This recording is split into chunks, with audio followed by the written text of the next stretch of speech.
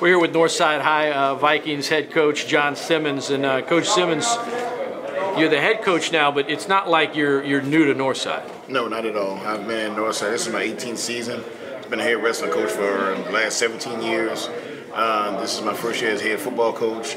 I've been assistant football coach for all these years also, offensive line coach and defensive line coach. You know, being the third head coach in 3 years at Northside, how important is it, being that you already had that built-in relationship with the guys? Very important, and not just with the guys, with the community. Because I mean, you know, sometimes the community feels like, you know, they're losing another head coach, something has to be wrong. It's not just something's wrong. It's just, you know, it's just business. And right now, I've coached some of those kids' dads, you know, uncles, you know, and I have a good relationship with a lot of the family. So we tend to have that relationship off the field. I know a lot of people in the community, a lot of businesses know me, so you know it's an easy transition. How important can alumni be to helping Northside get back to the prominence it was, you know, 6-7 years ago? Very important. I mean, that's what we build off of. I mean, every program is built off of people who come back to the program. You see a lot of these great programs, even in colleges. You know, you see a lot of the professional guys, they come back to Michigan, to Florida States, to LSU's, they come back and support. That's big for us because you got kids that make it. You know, if they didn't make it as football players, they made it as you know, scholar athletes. And they come back and give some of that wisdom back to these kids. These kids look up to them. I always had a saying that I've used for years: you are somebody's role model. You know, everyone is somebody's role model. It doesn't care if the kid next door, the little bitty babies, you're somebody's role model. So just for one kid to touch one person's life is big for us. And we were visiting with your quarterback earlier.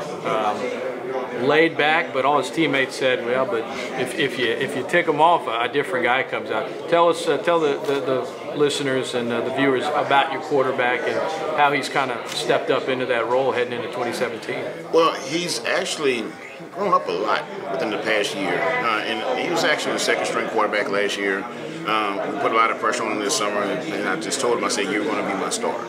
And he stepped up to the role. He doesn't complain. He's coachable. He is a hothead. I mean, but in sports, I was a hothead. So, I mean, I can deal with it. But it's a different type of hothead. He's a hothead who, if you tell him, say, look, man, that's enough, he'll stop it. He'll go back and refocus. But he's hard-nosed. He does what you ask him to do. His throwing is getting a lot better. He's starting to understand the offense, and he's going to be great for us. Your motto as a coach is no excuses. No excuses. Has that been it since you were a kid? When did that become the motto? You know what? I go back to actually 8th grade. I had a coach in 8th grade, offensive line coach, and he would always tell us that no excuses, no excuses, no excuses. And it would drive me crazy. It would drive me crazy. Coach, I tripped. No excuses.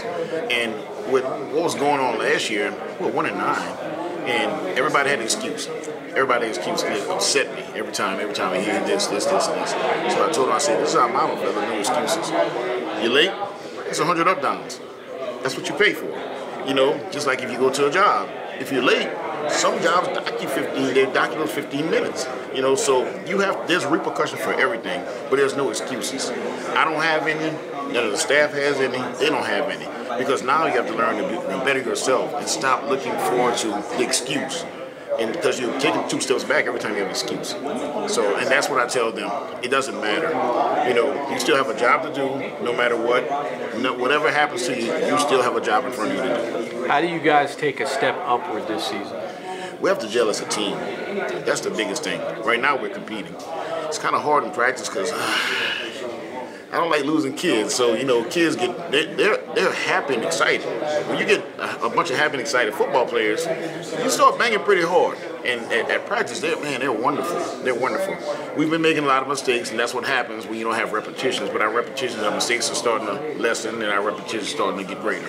So we're looking forward to the scrimmage this weekend at Helen Cox in Westdale Stadium. That's going to really help us. We started a little late this summer, and I mean, that's not their fault, but just a hiring situation. But right now, we're starting to get up to par like in mid-July, up to par. So we're moving. And I think after a few weeks of banging on somebody else, I think it's going to be a lot easier for us. Coach John Simmons, no excuses. No excuses at all. Northside High Viking head football coach. Coach, good luck this season. Appreciate the time. Thank you.